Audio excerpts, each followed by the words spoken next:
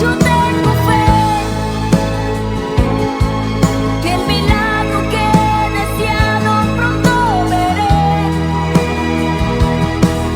la respuesta que he esperado recibiré. Creo que cuando termina el año, muchos de nosotros hablamos de propósitos para el siguiente año. Entonces nos proponemos hacer más flacos, yo no me lo propuse. Hacer mejores hijos, mejores padres, tratar de cumplir ciertas cosas. Pero ¿de cuántos de esos propósitos al final cumplimos? Es difícil. Al principio tenemos esa energía, esa fuerza, esa vitalidad para tomar un propósito. Pero conforme van pasando los días y los meses, nos empezamos a flaquear, empezamos a decaer, empezamos a perder esa misma intensidad que al principio del año. Pero como usted tiene propósitos y yo tengo propósitos, Dios tiene propósitos. Y tiene propósitos puntuales contigo y conmigo. Dios tiene propósitos, puntuales contigo y conmigo. ¿Eso qué significa? Que es un propósito, es cuando usted se propone a hacer algo, ¿cierto? Cuando Dios se propone a hacer algo contigo, Giovanni, por ejemplo. Cuando Dios se propone a hacer algo con Eduardo. Cuando Dios se propone a hacer algo contigo, hija. Cuando Dios se propone a hacer algo contigo. ¿Será que Dios flaqueará como usted y como yo? ¿Sabe qué es lo que sucede? Lo que sucede es que nosotros sabemos que Dios tiene propósitos, pero fíjense que aquí hay una culebra y yo ahí me enredo. Pero lo que sucede es que muchas veces los propósitos puntuales, y ojo, lo digo nuevamente, puntuales de Dios contigo, no es necesariamente en tu tiempo. ¿Me escuchó lo que le acabo de decir? Usted puede orar y creerle a Dios por un propósito, por algo que usted está esperando, ¿cierto? Bien, pero usted puede, mi amada iglesia, y lo que nos ven a través del internet, usted puede orar por un propósito y tal vez usted no lo llegue a ver. Pero le garantizo que sus generaciones después de usted lo van a ver. Entonces usted ora y usted está esperando algo y usted dice, esto es para mí, cuando en realidad lo que usted está haciendo es preparando el camino al propósito de los que vienen detrás de usted. Estoy seguro, amada iglesia, que alguien oró por ti para que hoy tú estés aquí. Se lo garantizo que alguien estuvo orando por mí para yo llegar acá. Le garantizo que alguien oró por usted y tal vez sin saberlo, y usted está acá. Pero nosotros, cuando no vemos los propósitos de Dios cumplidos en nosotros, nos afanamos, perdemos el rumbo. Pero quiero decirte, y eso te lo digo de corazón, Dios viene preparando desde hace mucho tiempo un propósito para ti. Que no empezó ayer, no empezó esta mañana, no empezó la semana pasada. Pudo haber empezado hace muchos años. Muchos años, y no te das cuenta de aquello, sino hasta que dices, Dios mío, esto era para mí, esto me está pasando a mí. Pero esto venía gestándose muchos años atrás. Muchas veces recibimos bendiciones que vienen siendo acuñadas desde tiempo atrás. Y usted ora, y tal vez usted está orando para otra persona de su familia, y otra persona de su familia va a ver lo que usted está orando. Y eso usted lo va a ver conmigo esta noche. Y quiero presentarte 3 propósitos puntuales de Dios con 3 personas diferentes. El primero me voló la cabeza cuando me di cuenta de aquello, y fue la razón por la que yo vengo a hablarles esta noche. Porque yo sí creo que Dios prepara cosas con mucho tiempo de anticipación para bendecirte a ti y bendecirte a ti. Y que van a pasar cosas en nuestra vida, o en la vida de nuestros padres pasó, o en la de nuestros abuelos, que tal vez no logramos entender, pero que Dios ha venido tejiendo, como la mujer o el hombre, porque ahora todos podemos tejer una bufanda y empieza por un lado, ¿cierto? Y va, y la bufanda no queda terminada hasta el último ovillo del otro lado se cierra y se corta. Dios trabaja así. Usted no puede torcerle el brazo a Dios para que haga lo que usted quiera. Pero sí usted puede alinearse a la voluntad de Dios para que lo que Él quiere hacer en usted se cumpla. Veamos.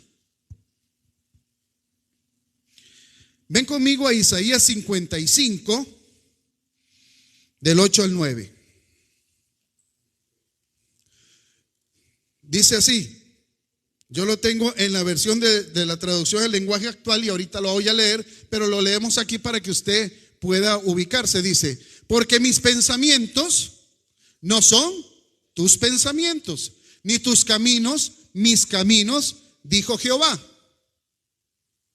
Como son más altos los cielos que la tierra, así son mis pensamientos más altos que tus caminos. Que así son mis caminos más altos que tus caminos y mis pensamientos más que tus pensamientos. Vea lo que dice en la traducción del lenguaje actual. Dice: Dios dijo: yo no pienso como piensan ustedes, ni actúo como actúan ustedes. Mis pensamientos y mis acciones están muy por encima de lo que ustedes piensan y hacen. Están más altos que los cielos. Le juro que eso es así. Ahora, Dios no es un mago, es un artista. Y usted es el lienzo sobre el cual Dios pinta el paisaje o la figura de nuestra existencia, de nuestro presente y de nuestro futuro. De manera que si usted ora a Dios como si Dios es un mago que tiene que responderle ya mismo, no va a suceder, porque Dios, el Padre, es un artista y tú eres una preciosa obra de arte de Él. ¿Empezó hace cuánto a pintar? Y no lo sabías. Pero hoy está sentado aquí en Ministerio Fe, disfrutando de una gran bendición y de una gran unción en una maravillosa iglesia, porque Dios ha estado pintando. Pero te digo una cosa: el que estés aquí sentado no es el final. Dios sigue pintando. ¿Cuándo terminará de pintar? Cuando tú y yo escuchemos la trompeta sonar. Ese día el lienzo estará completo para nosotros. Efesios 2:10 dice: porque somos hechura suya, creados en Cristo Jesús. ¿Para qué? Para buenas obras, las cuales Dios preparó de antemano para que anduviésemos en ellas. ¿Cuándo las preparó? ¿Cuándo? ¿Ayer? ¿Hoy? Hace mucho tiempo. Tu vida ha estado en la mano del Creador desde hace mucho tiempo. Desde que fuiste formado en el vientre de tu madre, ya su mano te tenía guardado. Ay, pero usted me va a decir eso, pastor. Usted, como no ha pasado lo que yo he pasado, yo no te puedo discutir lo que tú has vivido. Ni tú me puedes decir a mí lo que yo he vivido o no he vivido. Lo que sí te puedo decir es que las vivencias de nosotros tienen un propósito puntual de Dios para llevarnos hasta el día de hoy y más allá. Cuando usted entiende eso, y cuando yo entendí lo que era Dios como artista, entendí seriamente de que Él se toma su tiempo. ¿Usted ha visto a un artista pintar en 10 minutos una pintura? No. Él agarra hoy un día y pinta una parte. Mañana pinta otra parte, pinta y pinta y pinta y vuelve otra vez al lienzo y sigue pintando. Cuando termina esa obra de arte es maravilloso. Pero eso no se hace de la noche a la mañana, como tampoco los propósitos de Dios. Usted no puede decir que usted está en el propósito de Dios de hoy para mañana. Dios está tejiendo un propósito para tu vida. Amén.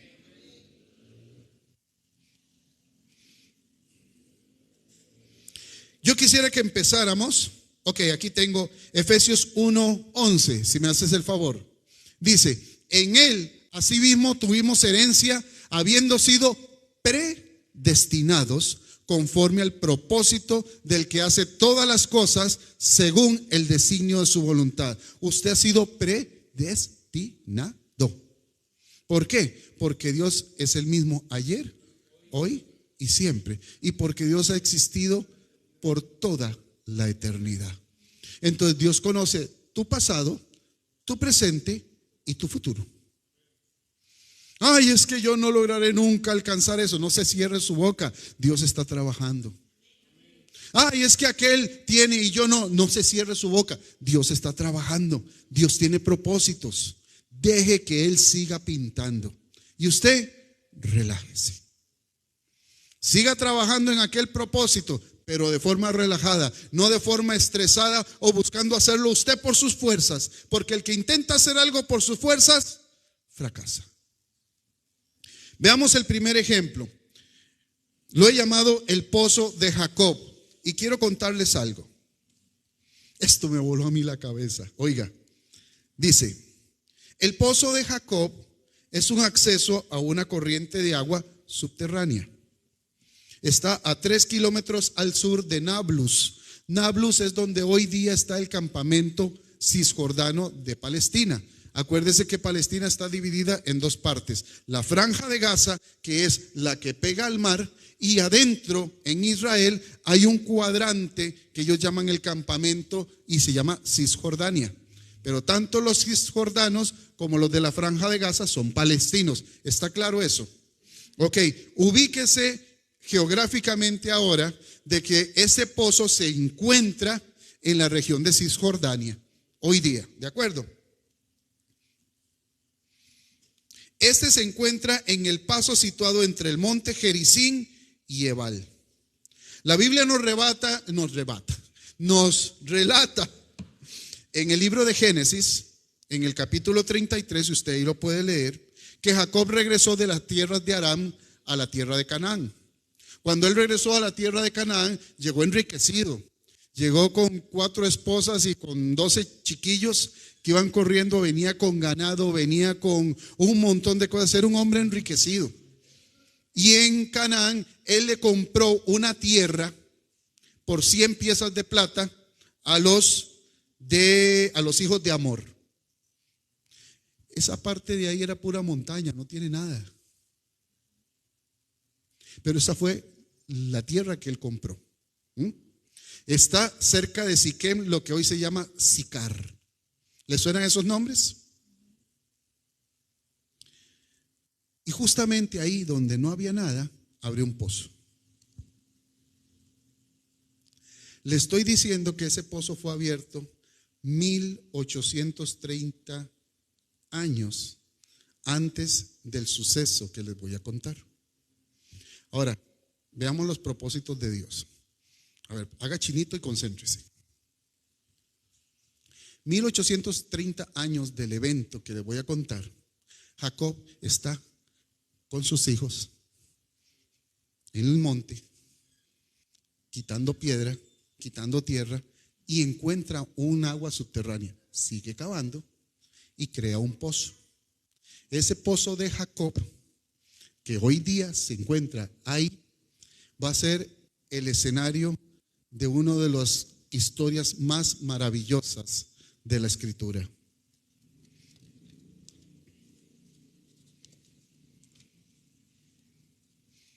Es para que usted vea el propósito puntual. 1830 años después, un día como hoy, soleado, cerca del mediodía, Jesús camina y se dirige hacia ese pozo. Quiero contarle para que vea los propósitos de Dios y para que usted sepa que Dios tiene un propósito con usted. Los judíos y los samaritanos no se llevaban. Eran dos facciones. Samaria era el reino del norte y Judea era el reino del sur, cuando se dividió Israel en dos reinos.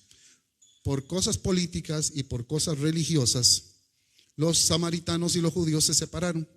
Entonces se llevaban tirria, pleito, traído. Como decir, los sapricistas y los de la liga, para que nos entendamos. Vamos así. ¿Está bien, verdad?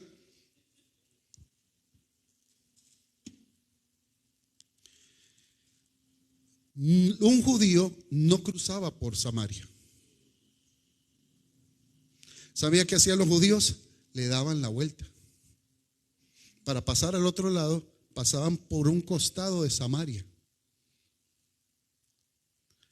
Pero Jesús pasó por Samaria, con el miedo de los discípulos, con la incomodidad de los judíos que no soportan a los samaritanos y de al revés, a un pozo que fue cavado 1830 años antes. ¿Se ubicó conmigo? Ok, ahora venga conmigo al libro de Juan, el Evangelio de Juan, en el capítulo 4, en el versículo 1 y hasta el 29. Acompáñame a leer acá. Cuando pues el Señor entendió que los fariseos habían oído decir, Jesús hace y bautiza más discípulos que Juan, aunque Jesús no bautizaba sino sus discípulos, salió de Judea y se fue otra vez a Galilea. Y subraye lo siguiente: y le era necesario pasar por Samaria. Para un judío normal no era necesario, era majadería, no era necesario. Los judíos tenían sus rutas a lo externo para cruzar hacia otro lado. Pero dice aquí, y le era necesario pasar por Samaria. Vino pues a una ciudad de Samaria llamada Sicar. Les hablé del pozo que estaba en Siquem. Siquem, la palabra Siquem se cambió por Sicar conforme pasaron los años, junto a la heredad que Jacob le dio a su hijo José. Uno de sus hijos, Jacob, le dio por heredad esa tierra y ese pozo. Por eso ese pozo se llama el pozo de Jacob. Y estaba allí el pozo de Jacob. Entonces Jesús, cansado del camino, se sentó así junto al pozo. Era como la hora sexta, mediodía. Vino una mujer de Samaria a sacar agua y Jesús le dijo, dame de beber. Hay un instante. Por favor, haga el escenario conmigo, es maravilloso. Jesús dice, me es necesario pasar por Samaria. Le era necesario llegar al pozo de Jacob. ¿Por qué? Porque los samaritanos de la zona tomaban agua del pozo de Jacob. Usted me está entendiendo. Está entendiendo el propósito puntual de Dios. Lo estás viendo. Pero nosotros decimos que si Dios no se apura con lo que queremos, no era para nosotros. Se tardó 1830 años para llegar a ese momento. ¿Cuántas generaciones pasaron? Tomaron agua de ese pozo, pero ese día, esa tarde específica, a la que esperaba era a una mujer.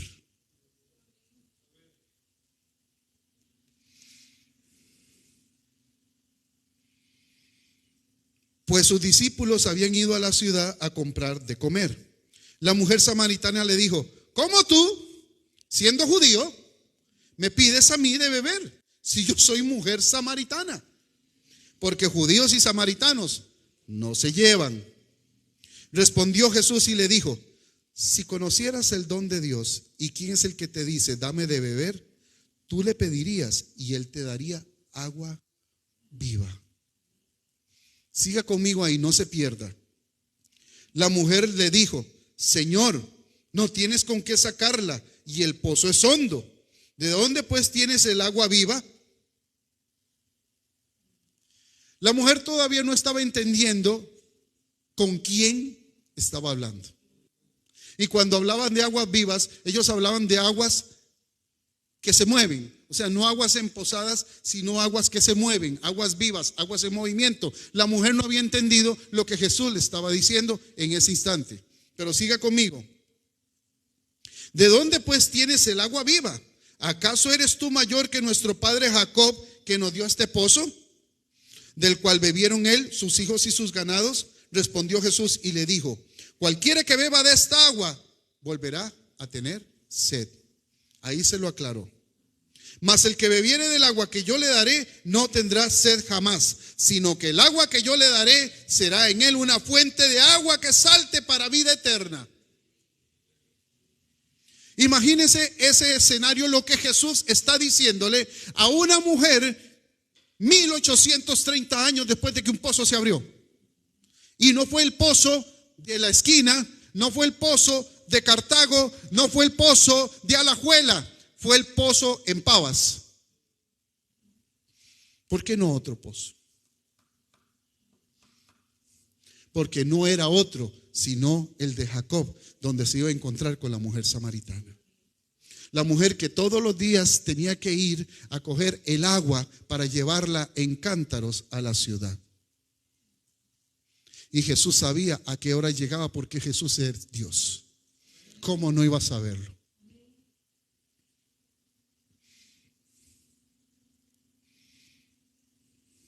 La mujer le dijo: Señor, dame esa agua para que no tenga yo sed ni venga aquí a sacarla.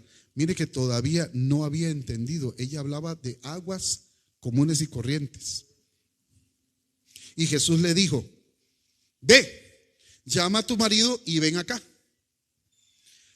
Como no entendió, tuvo que hablarle de otra cosa para que cayera finalmente en quién era el que le estaba hablando. Ella le dijo: bueno, ella le está diciendo: yo quisiera esa agua para no tener que venir a sacarla nunca más. Y la respuesta de Jesús es: dile a tu marido que venga. Entonces la chica muy viva dijo: no tengo marido. Jesús le dijo: claro que sí, no tienes. Dice: bien has dicho, no tengo marido, porque 5 maridos has tenido y el que ahora tienes no es tu marido. ¿Esto lo dijiste en verdad? Le dijo la mujer: Señor, me parece que eres profeta, porque ¿cómo lo sabes? Nuestros padres adoraron en este monte y ustedes dicen que tiene que ser en Jerusalén donde se adora. Jesús le dijo: mujer, créeme que la hora viene cuando ni en este monte ni en Jerusalén adorarán al Padre. Ustedes adoran lo que no saben, nosotros adoramos lo que sabemos, porque la salvación viene de los judíos. Está hablando de él, por promesa tenía que ser así. Mas la hora viene, y ahora es, cuando los verdaderos adoradores adorarán al Padre en espíritu y en verdad, porque también el Padre tales adoradores busca que le adoren. Dios es espíritu, y los que le adoran en espíritu y en verdad es necesario que adoren. Le dijo la mujer: sé que ha de venir el Mesías, llamado el Cristo. Cuando Él venga nos declarará todas las cosas. Y Jesús le dijo, y ahí me detengo: yo soy el que habla contigo. ¿Sabe que la mujer samaritana fue a la primera mujer, a la primera persona que Él se revela como el Mesías, aparte de sus discípulos? 1830 años después de que el pozo se abrió. El pozo fue abierto, querida familia, para llegar a ese día. No fue abierto un año antes, no fue abierto 10 años antes, fue abierto 1830 años antes. Y usted va a pensar que Dios no tiene un propósito con usted simplemente porque no lo está viendo en este momento. Dios tiene un propósito con usted, le digo, aunque usted ahora no lo vea, pero crea que Dios ha estado trabajando a su favor, y lo que ahora usted no ve, lo llegará a ver, y lo que se destruyó será reconstruido, y lo que le falta le será otorgado, y la bendición y el reconocimiento estarán sobre usted, porque Dios está trabajando. No empezó ayer, empezó años atrás con usted, conmigo. Personalmente le oí a Dios por muchos años. Aun cuando estaba en diferentes iglesias, diferentes lugares del mundo, le huía. ¿Por qué? Porque él quería algo más de mí y yo no quería. Pero estaba preparando este corazón con el tiempo. Tuve situaciones duras, tuve situaciones para humillarme, tuve situaciones para reconocer que sin él era imposible y que yo vivía solo para él y que lo que podía tener, él era el único que me lo podía dar. Hasta que vengo acá. Hasta que esta mujer que está aquí me prensa contra una pared en una esquina. Y el señor que está allá, el anciano ese que está allá también. De años. Dice así: en esto vinieron sus discípulos y se maravillaron de que hablara con una mujer. Sin embargo, ninguno dijo: ¿qué preguntas? ¿Qué hablas con ella? Entonces la mujer dejó su cántaro y fue a la ciudad y dijo a los hombres: vengan y vean a un hombre que me ha dicho cuánto he hecho. ¿No será este el Cristo? Entonces salieron de la ciudad y vinieron a él. ¿Sabe que la primera ciudad verdaderamente convertida, que realmente escuchó el mensaje y se convirtió de corazón, fue la ciudad de Sicar, una ciudad de samaritanos? ¿Por qué? Por causa de una mujer a la que estaba pactada una cita 1830 años después de que ese pozo se abriera. ¿Tendrá propósito Dios? ¿Tendrá propósito Dios? ¿Sigues leyendo conmigo? En Juan 4, 39 al 42. Y muchos de los samaritanos de aquella ciudad creyeron en él por la palabra de la mujer, que daba testimonio diciendo: me dijo todo lo que he hecho. Vinieron a los samaritanos a él y le rogaron que se quedase con ellos, y se quedó allí 2 días. Y creyeron muchos más por la palabra de él, y decían a la mujer: ya no creemos solamente por tu dicho, porque nosotros mismos hemos oído y sabemos que verdaderamente este es el Salvador del mundo, el Cristo. Había un propósito maravilloso. Tú eres una pieza del engranaje divino del Rey. Eres una pieza importante y única. Has sido hecha a la mano de Dios. Pero cuando nosotros nos negamos a entender que Dios tiene propósitos y que los va a cumplir, y lo que queremos es acelerar, lo echamos a perder. Entonces, en vez de acercarnos, nos aleja de ese propósito. Pero familia, usted tiene un propósito. No se ponga triste, no se eche a morir. Hay enfermedades, sí. Hay situaciones financieras, sí. Hay separaciones de matrimonio, sí. Hay hijos rebeldes, sí. Hay pérdida de trabajo, sí. Pero le garantizo, en el nombre de Jesucristo, en el cual yo creo, que cada una de esas cosas que usted está viviendo son parte del propósito de Dios para bendecirle al final del camino. Porque Él nada va a hacer por casualidad. Lo va a hacer porque conoce tu futuro. Amén. ¿Quieren ver el segundo caso?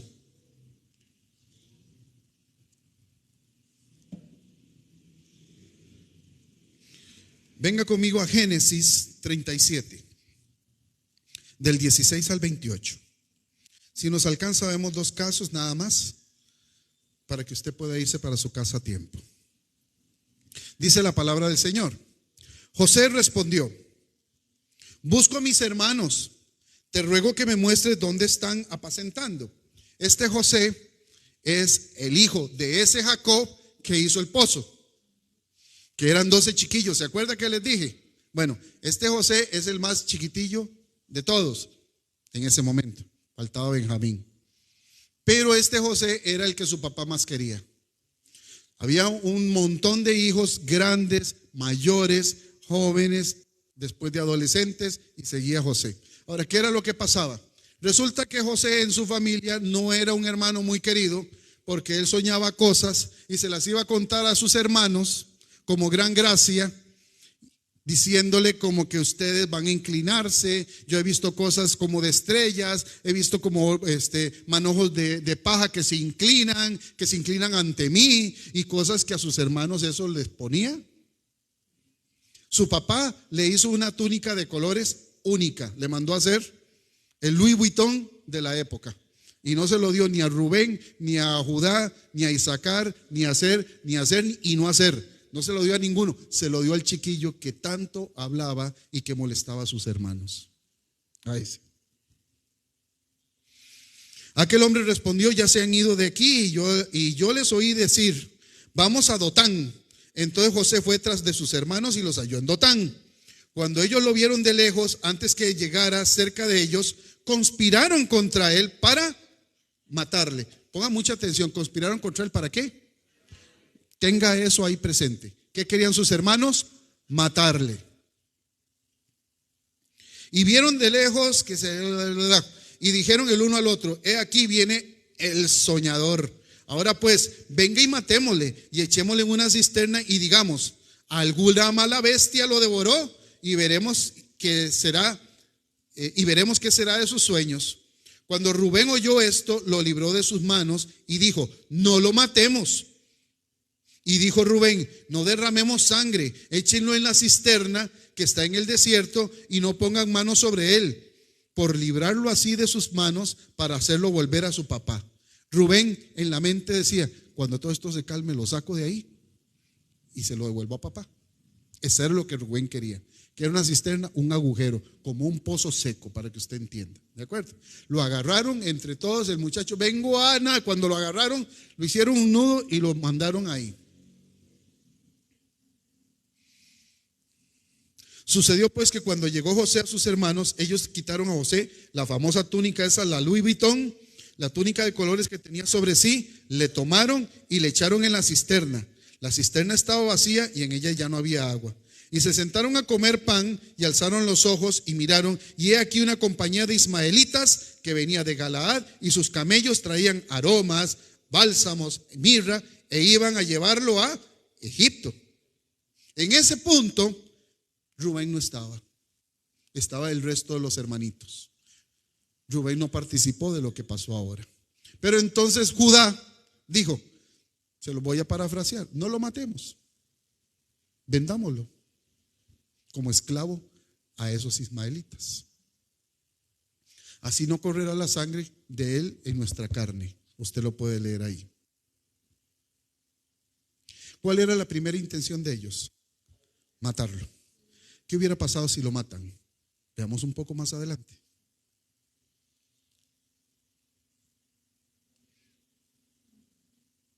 A veces Dios deja que ocurran cosas. ¿Oyó lo que le dije? ¿Por qué me pasa esto a mí? Hace miles de años a José lo echaron en un hueco. Lo iban a matar.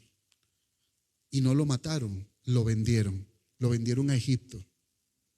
Dios a veces permite que pasen cosas. El hecho que nosotros seamos cristianos, el hecho que vengamos a la iglesia, que diezmemos, que adoremos, no nos exonera de que padezcamos cosas, ¿entiende?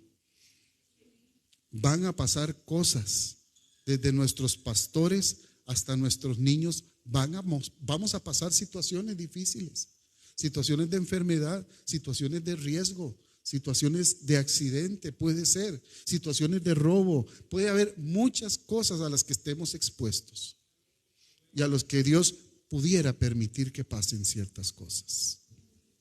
Sigamos. Génesis 45 del 4 al 10. Recuerden que a José lo vendieron. Ya usted conoce toda la historia. Fue a parar a la casa de Potifar. La mujer de Potifar lo encontró guapísimo. Quería lo que usted sabe. El muchachito, como era un muchachito sano, salió corriendo, librándose de eso. Y por esa causa y por las mentiras de esa mujer, paró en la cárcel. ¿De acuerdo? En la cárcel, acuérdese, nada más se lo estoy parafraseando rápido. Faraón tiene un sueño que nadie sabe qué es, y José se lo interpreta. Faraón le dice: ahora eres el segundo a cargo de Egipto. ¿Ok? Eso ustedes lo saben. Pero venga conmigo a 45 del 4 al 10. Dice, entonces José le dijo, acérquense ahora a mí. Este evento ya cuando él es un hombre mayor, cuando ya es el segundo a cargo de Egipto, cuando ha venido una hambruna terrible sobre la tierra y sus hermanos han tenido que bajar a Egipto a buscar comida. Y él se muestra a ellos finalmente. Acérquense ahora a mí. Ellos se acercaron y él les dijo, yo soy José su hermano, el que ustedes vendieron a los egipcios. Ahora pues, no se entristezcan ni les pese haberme venido acá, porque para salvar vidas me envió Dios delante de ustedes. Usted está escuchando esto. A mí se me volaron los tapones de la cabeza. Qué buen propósito. Mire, usted porque dice, ay, está en la Biblia y lo he leído un montón de veces. Pero qué tal que usted nunca lo hubiera leído y que usted es un familiar lejano y que se da cuenta de que el muchacho murió. Ay, no, qué tristeza el muchacho. Y después se da cuenta que lo vendieron a Egipto. Bueno, ya, ¿qué vamos a hacer? Por lo menos no lo mataron. Pero usted no tiene esa conciencia de que ese jovencito iba a llegar a ser la salvación de un pueblo más adelante. ¿Tiene Dios propósitos puntuales? Lo puedes ver. Y les dice José, no estoy enojado con ustedes. Ustedes me vendieron a los egipcios, pero yo no estoy enojado. Para bendición y vida ocurrió esto. Sigamos leyendo. Pues ya ha habido 2 años de hambre en medio de la tierra y aún quedan 5 años en los cuales no habrá arada ni siega. Dios me envió delante de ustedes para que puedan sobrevivir sobre la tierra, para darles vida por medio de una gran liberación. Así pues, no me enviaron ustedes acá, sino ¿quién? ¿Quién? Entonces las personas que te han hecho daño o las situaciones que te han hecho daño, ¿son ellos?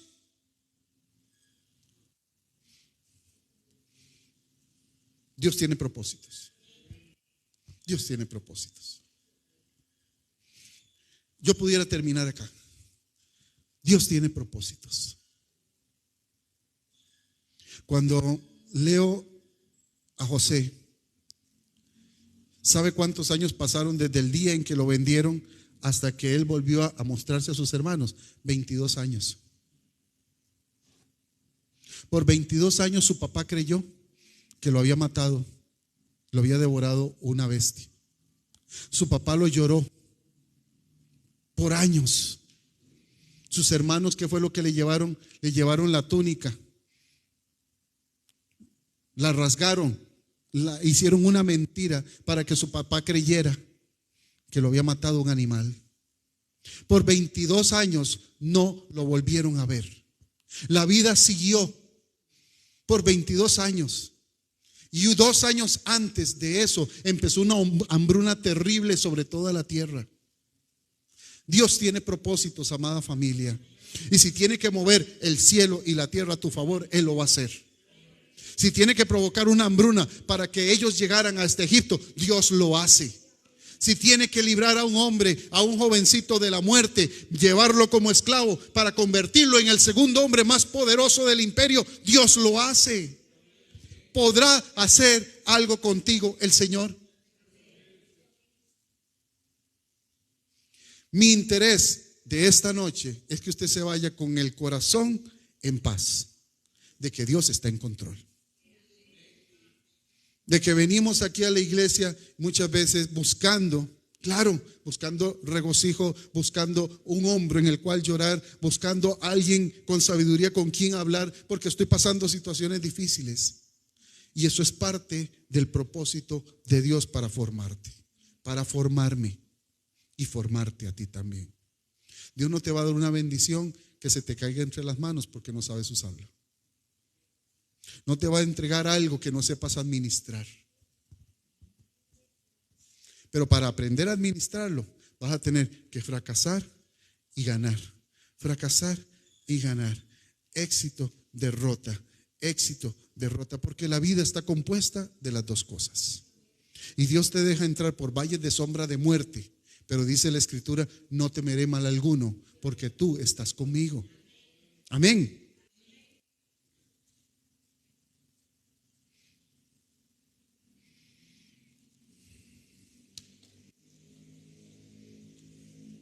Segunda de Pedro 3:9. El Señor no retarda su promesa, según algunos la tienen por tardanza, sino que es paciente para con nosotros, no queriendo que ninguno perezca, sino que todos procedan al arrepentimiento. Si Dios para ti crees que se está tardando, no creas que eso es así. Es que has entrado en la paciencia y la misericordia de Dios, y Dios está trabajando en tu vida. Así que no digas, Dios se olvidó de mí. Dios se olvidó de mí. Estás escrito en su corazón. Cada lágrima que has derramado está escrito en su corazón. Cada cosa que has hecho, cada arrepentimiento, cada vez que has doblado tu rodilla arrepintiéndote, está escrito en su corazón. Pero sí te digo una cosa, que si estamos sobre un puente y las aguas que escuchan, que pasan debajo de ese puente, no son las mismas. Cada minuto es un agua diferente. Así son las situaciones que usted y yo enfrentamos. La que hoy nos cuesta, mañana diremos, mira, ahora que él está viviendo aquello. Pero yo tengo la sabiduría para hablarle. Ya yo pasé por ahí. Amén.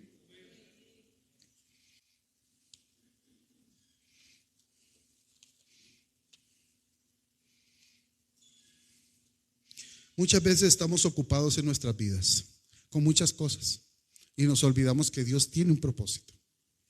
Y es un propósito puntual. ¿Por qué es puntual? Porque tiene tu nombre, Francisco. Por eso es puntual. Porque tiene tu nombre, Carol. Por eso es puntual. Dios tiene propósitos puntuales con tu nombre, con tu nombre, con tu nombre, con tu nombre. Y el propósito de Dios para cada uno es particular. Nos ama a todos, pero nos ama a cada uno de una forma particular. Como me habla a mí, no le habla a Dani. Como le habla a Dani, no le habla a Silvia. Pero todos venimos aquí como parte del cuerpo de Cristo. Todos somos una parte del cuerpo de Cristo. Pero muchas veces estar ocupados nos impide ver el propósito de Dios. Las exigencias de la vida hacen que perdamos la visión. Este es mi deber esta noche, decirles, abra su corazón, abra sus ojos. Desde el más jovencito que está sentado ahí hasta el mayor entre nosotros. Hasta el mayor entre nosotros. Dios no se cansa de trabajar a tu favor. Amén. Job 42:2. Job 42:2.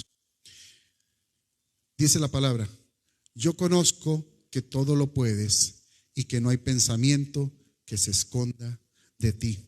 La versión de la Biblia de las Américas dice: yo sé que tú puedes hacer todas las cosas y que ningún propósito tuyo puede ser estorbado.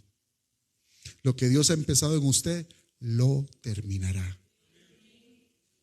Usted es una hermosa pintura que Dios está haciendo, con colores específicos para ti, o para ti, o para ti. No pinte igual. Para cada uno es diferente. Váyase contento ahí y dígale: Señor, confío en ti. Yo espero en ti. Sé que tienes propósitos para mí especiales. No me voy a dar por vencido, a pesar de las situaciones, o a pesar de la edad, o a pesar no de la ignorancia, sino de la falta de conocimiento para hacer las cosas. Dios está en control. Quiero decirles 3 frases célebres que me encontré de predicadores y de teólogos, y dicen así. La primera: no hay nadie insignificante en los propósitos de Dios. ¿Me escuchó? Aunque usted piense que es así, usted no es insignificante en los propósitos de Dios. Es un gigante en los propósitos de Dios. Aunque usted se vea pequeñito o pequeñita, aunque usted no esté predicando acá o no esté tocando un instrumento, pero usted puede estar orando, puede estar intercediendo, puede tocar a alguien, puede darle un abrazo, puede en el silencio suyo, puede entregar alimentos a alguien que tenga necesidad. ¿Qué más vale?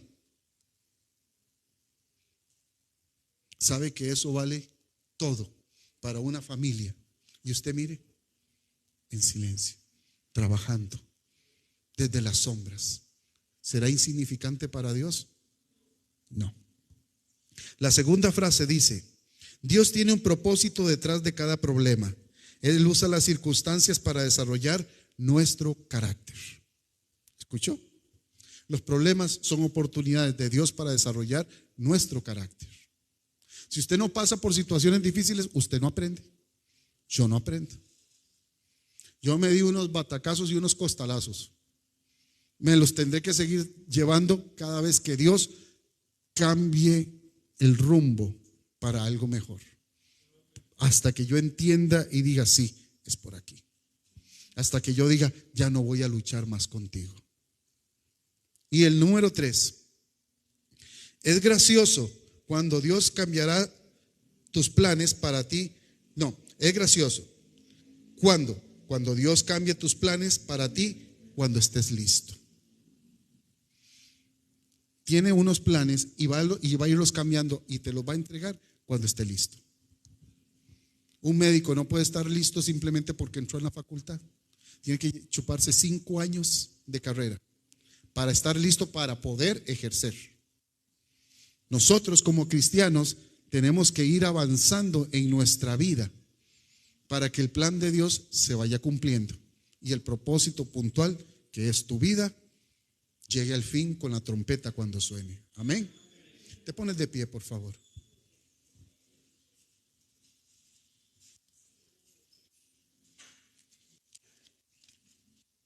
¿Quieres cerrar tus ojos un momento? Y cerrando tus ojos te pido que pienses de que tienes y eres parte del propósito de Dios. Que eres ama de casa, que eres trabajador, que eres profesional, que eres un joven estudiante, que eres una señorita de escuela. Dios tiene propósitos para cada uno, propósitos especiales y puntuales. Que no te escapes del propósito de Dios. Estás en Él, eres parte de su naturaleza. Señor Todopoderoso, vengo ante ti y ante esta congregación y los que nos están viendo a través del internet, la congregación también que nos está escuchando afuera. Señor, clamo a ti para que tus hijos entiendan que tú tienes un propósito para ellos. Que tus hijos vean, Señor, que tú no les has abandonado. Que ellos tengan la confianza en el corazón de que aunque se permiten ciertas cosas, se permiten para yo entender, valorar y amar. Gracias, Señor, porque has estado trabajando por nosotros desde muchos años antes, sin que nos diéramos cuenta. Algunos de nuestros abuelos oraron por unos niños pequeñitos que hoy tienen 40, 50 años y están acá. Sí, Señor, muéstranos el camino. Y aunque no sea en nosotros que lo veamos, que aprendamos, Señor, que también hay generaciones que vienen detrás de nosotros que van a disfrutar del beneficio de esa oración maravillosa, o de esa ofrenda maravillosa de ese día, o de ese cambio de actitud que lo transformó todo para siempre. Hoy, Señor, somos responsables de lo que nos das para los que vienen detrás de nosotros, Señor, y los que están adelante de nosotros. Te doy gracias por tus hijos y por tus hijas, Señor, porque son hermosos lienzos en los cuales tú pintas todos los días. Gracias por ellos, Señor. Yo te doy las gracias en el nombre del Padre, en el nombre del Hijo y por el poder maravilloso del Espíritu Santo. Y tu pueblo dice: Yo tengo fe.